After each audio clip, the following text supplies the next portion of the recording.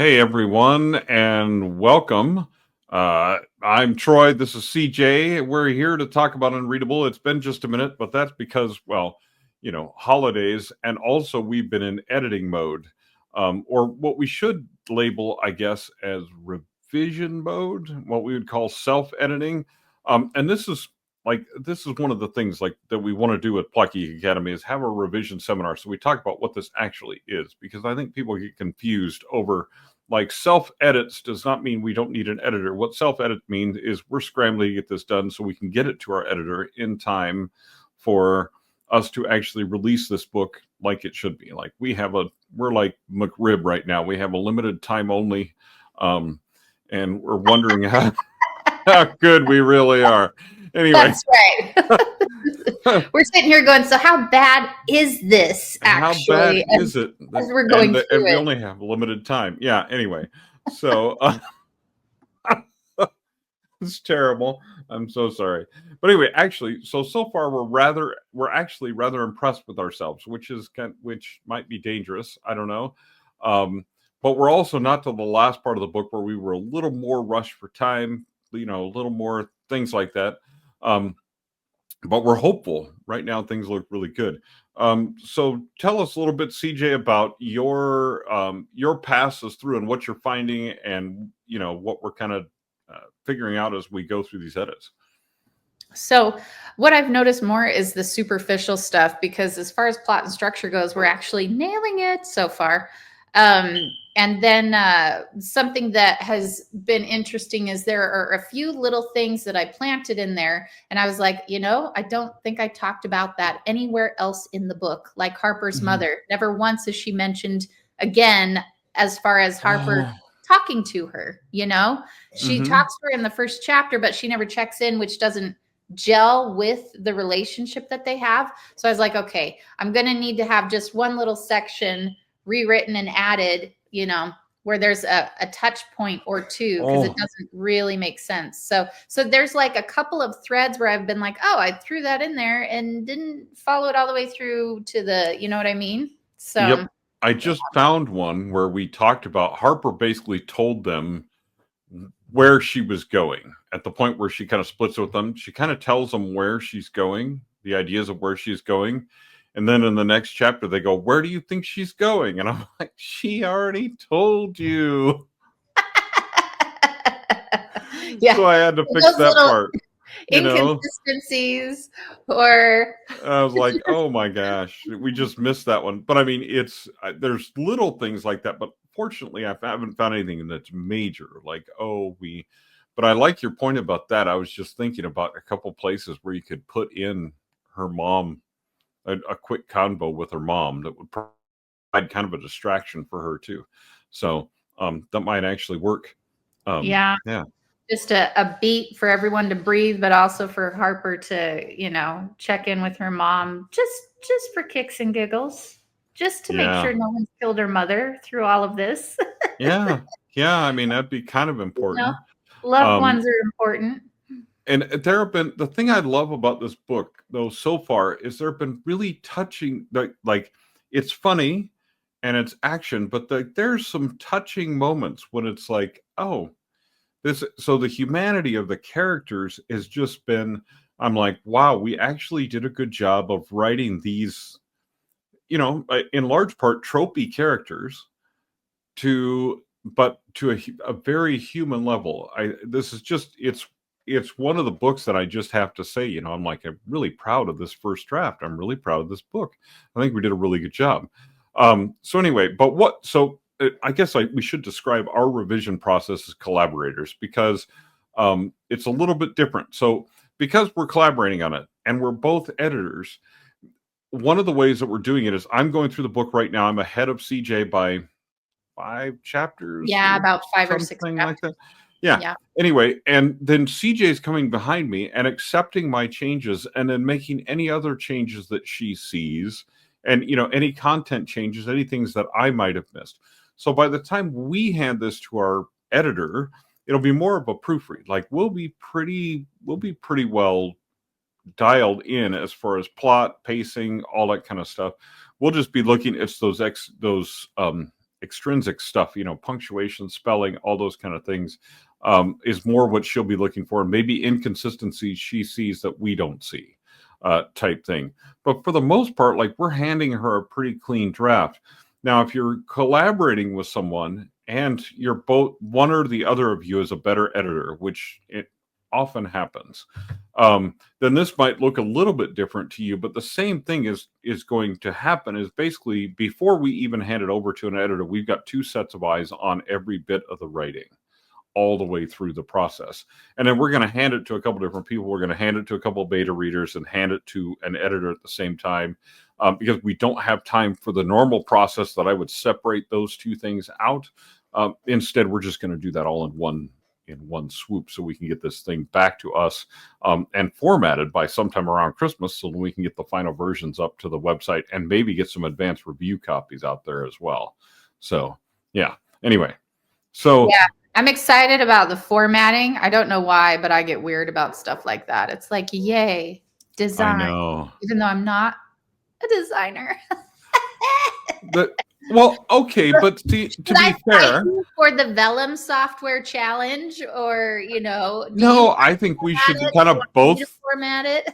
I think we should kind of both go over just the formatting, but send a file back and forth, because to me, I'm not a designer either, right? I'm a good formatter, but I mean, there are people that they take InDesign, and like, I've done some complicated formats in InDesign and stuff like that. So I can, but like, this book doesn't need that, but I feel like it just needs a couple little, special touches type things that we could do. You know what I mean? I think you're right. Like, I think you're right. For I sure. think we can do some fun header images and things like that. I think that can be fun stuff.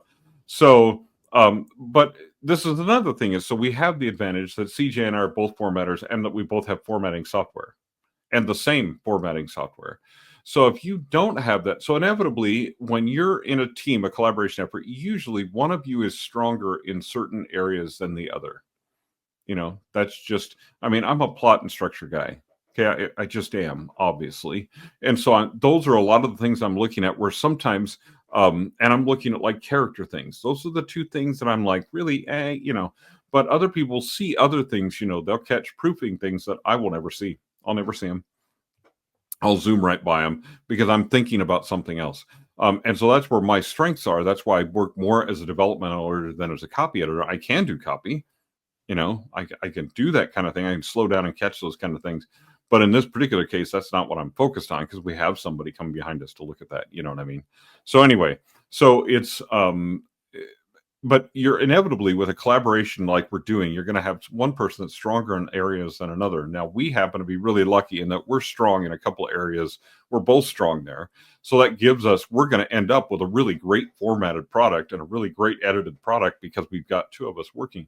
If you don't have somebody that on your collaboration team that's good at that, go get somebody, like hire someone. Find someone now, because if that's not your forte, you could learn it, but time is money, so consider if that's worth your time, or or B, do it yourself without learning it, and that's going to look like you did it yourself without learning how to do it yourself. So, and we've seen books like that, and that's why self-publishing books tend to get a bad rap if it's not done well and professionally.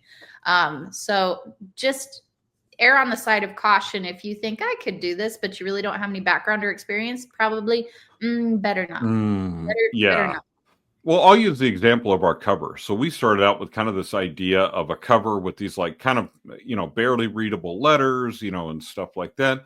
And it was actually, I thought it was pretty cool. It was all right. It was a good concept, right? But then we handed it over to somebody who really knows what they're doing. And now we got back a cover that was like the real deal. So I've done this a couple times now, where I'll use AI to generate a cover or a cover image or whatever. And then I hand it to somebody who really knows what they're doing. And they take that to the next level by taking that AI as the concept. And they go, okay, you've got a great concept. Or I'll put something together with Photoshop or whatever, and they're like, okay, you've got a great concept, but this is really what you need this to look like. This is really what this needs to be. So as a result, we got a great cover, because we basically hired someone, or well, I conned someone into doing it, who I know, but anyway, who's a cover designer. But anyway, and so we got a really great cover out of it because we were able to present them with a concept. But we didn't go with the cover that we designed ourselves because that wasn't going to work. It was okay, but I mean, when we take it to a pro and we get the next level up, spectacular type things. So just be aware of that. Like if this isn't your thing, if editing is not your thing and revision is something you struggle with, first of all, we have tips and tricks for you, of like ways to go through and study things, listen to it out loud, all those different kinds of things, read it out loud, which we should talk about the audiobook at some point. Shh, don't tell anyone. Anyway, maybe we should read. Do you have a good recording space? You're muted. I can figure out how to create a good recording space. That would be so fun for me to be Harper and you to be Westbrook. Oh, yes. Okay. We could, you know what? We could, if you have the right recording space, we could record it. We could record it like going back and forth. We could record it live and then master the sound after. That would be cool. The things we think of. Oh, dear. Boy, that's a great idea. That's going to take some time. All right. Yeah.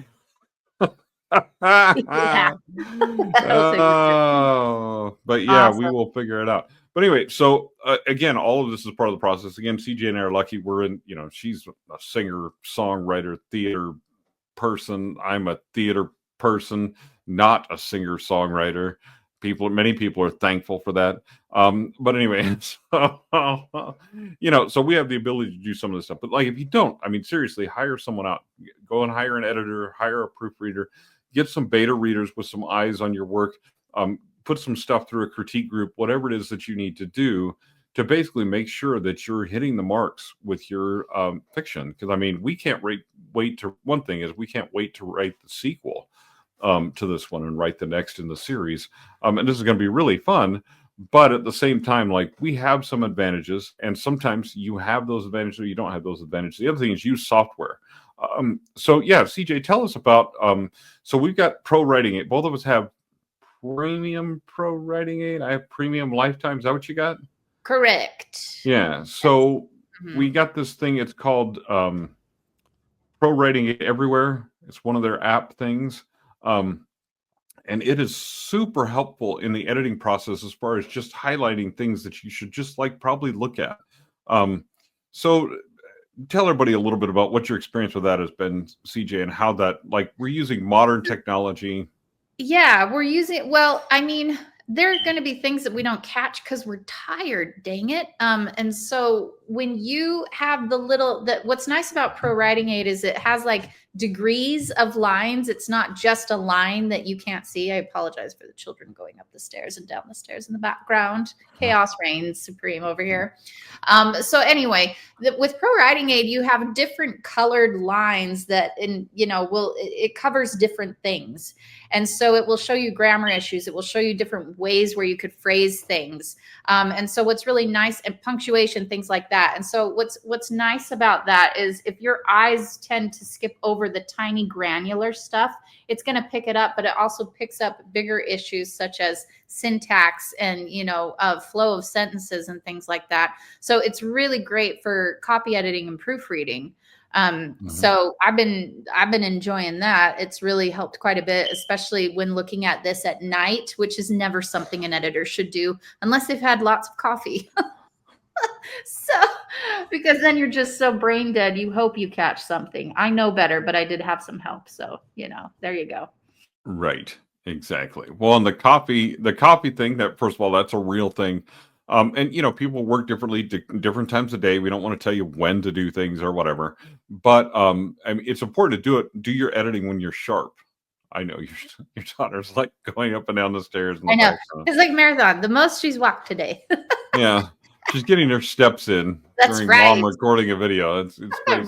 When I'm recording the video. Right when you're recording the video. But anyway, so yeah, Pro Writing Aid is a very good tool. Things also like AutoCrit, Fictionary, things like that can help you look at your plot from an objective point of view and really get your manuscript in as good a shape as possible before you hand it over to an editor. And again, you're going to have to understand like what some of those marks mean, and you're going to need to understand writing still. People are like, oh, it uses AI. It doesn't really use AI. Like you have choices where you can have it help you rephrase and stuff like that, but it's not really in-depth AI the way, we're not writing this book with AI, all that kind of stuff. But we are using AI for prompts and for marketing materials, stuff like that. Like we're not dumb. We're going to use the tools for what they allow us to do. We're not using them to create covers and things like that, like we're talking about.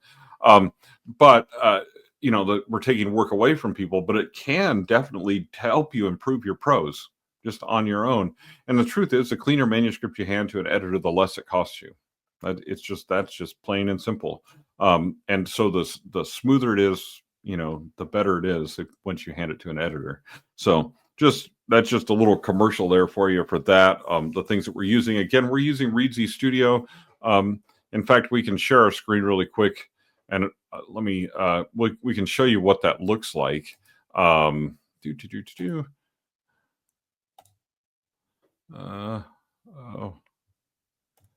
come on.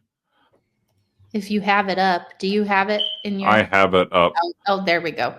So you can see that you can do track changes just like Word. Where that's at is over here under track changes and comments. You can see there's 133 in here. There were over 200 for a few minutes, but what's happening is as CJ goes behind me, she's clearing things out. And as I go behind her, I'll just essentially clear these out. It's essentially, if you're familiar with Microsoft Word or Google Docs, it's very similar. So those were the only 2 track changes. Oh, let's see. There's another little one down there in this particular chapter. But those are just really grammar, punctuation suggestions that we can accept, that type of thing. But so we've got these track changes and comments going on, and you can see who made what comment. Let's skip ahead to maybe one of the other chapters that has more stuff in here.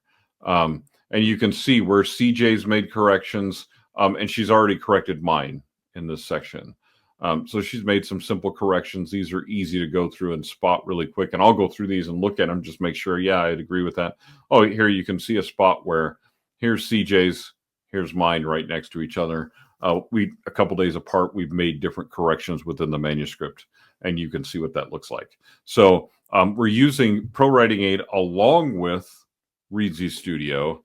And that type of thing. So it's just, we're using modern tools. We're using AI as only as that in the background type thing. Oh yeah, there you go. You cleared it right out right in front of me. And you see that CJ cleared out that correction, and on my screen it disappeared immediately. Right. This is the little ProWriting Aid thing in the corner that has the suggestions and stuff like that. Usually it appears right down here. I don't know why it's not appearing in my thing right now. But that's all right. Usually it appears right here, and it'll have little squiggly lines under all kinds of stuff in here. Although this section is pretty clean at this point. But anyway, so that's what that looks like. We're using those tools to edit, as well as we did the writing in here, and then we'll export it to Word before we send it off to our editor. Or maybe I'll just add her in here. We'll see. I'll talk to her about that and see what that looks like. I gotta say, I loved using Reedsy Studio to write and to edit in here.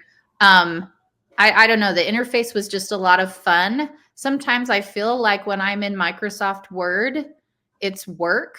Mm-hmm. And I don't know why it just feels like work, and this felt like playtime. Is that weird? I don't know. Because trick of the brain. So it's a trick of the brain, because this is why I used to use Scrivener and I use Reedsy Studio for writing now, is because I do so much technical writing and other editing that when I'm in Word, that's what it feels like I'm doing, is technical writing, nonfiction, editing, that type of thing. When I'm in Reedsy Studio, it feels creative. Okay, so, and this is just me.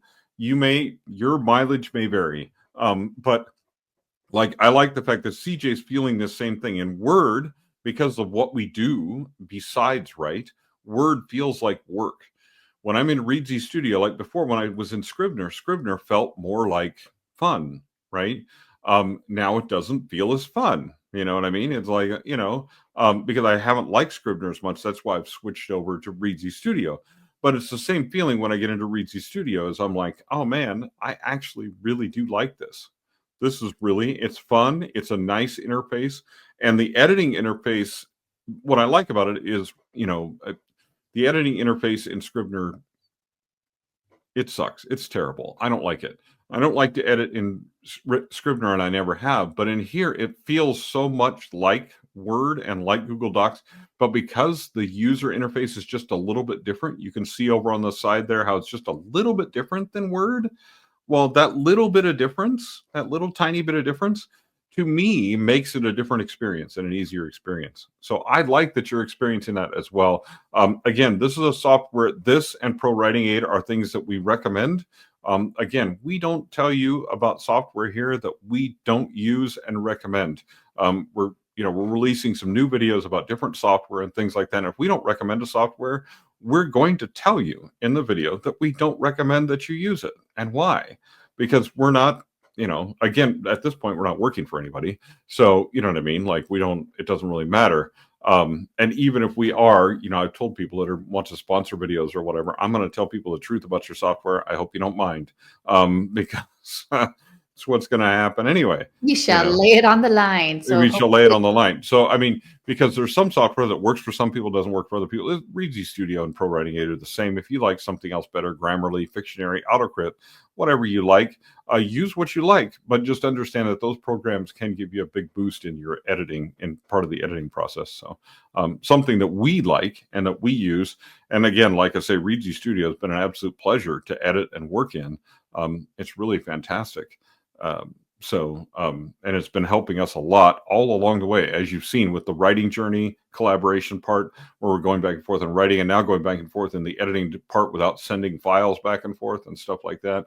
That's and my without favorite. having to, just that real-time collaboration, saving. No more final file. This is the final file, edited 3 rounds by. And not in Google Docs of all the freaking things. Man. Of all the things, not in Google Docs. I mean, holy crap. So anyway, but yeah, and actually I think what I'm going to do is I'm going to invite our editor, Catherine. I'm going to invite her to the project. She can come behind us and just edit as we're going. Ooh, funsies. She's going to love that. Then we don't have to be in as much a hurry. Yeah? All right. I'm going to try to convince her. I'll call her this afternoon, try to convince her. But anyway, so yeah, maybe we'll show you guys that next time and show you what it means to have somebody else come in that's an editor that's not one of the authors, and give her the authority to go in and make changes, show how to make track changes and all that kind of stuff. And it'll be fun, and it'll be faster for her too. So this is kind of one of those things. If we can have 3 people working on the document at the same time without sending versions back and forth, our entire process is going to be much faster, because at the end we just export that to a docx or whatever, toss it in Vellum, do our fancy formatting. Maybe we'll do that live too. That would be kind of fun. Go back and forth and work on that live. Anyway. That's a nice aha moment on both counts, formatting and having Catherine come in there. Excellent. Yeah. Oh yeah. I'm excited about that. She's gonna love it. Anyway. Yeah, we have some cool ideas and stuff for you, and we do have some cool swag that we're working on. There's some things we're still working on, including a tattoo design that will then be on a deck of cards that you will be able to get, and it will be something really cool. Anyway, I sketched it out with an artist the other day. Really fun. But anyway, so yeah, it's going to be, I can't wait to show it to you. But anyway, it's going to be so fun. But yeah, so we'll try to, over the next few weeks, I'm leaving for Mexico tomorrow. Woohoo! Going to go do some scuba diving and writing.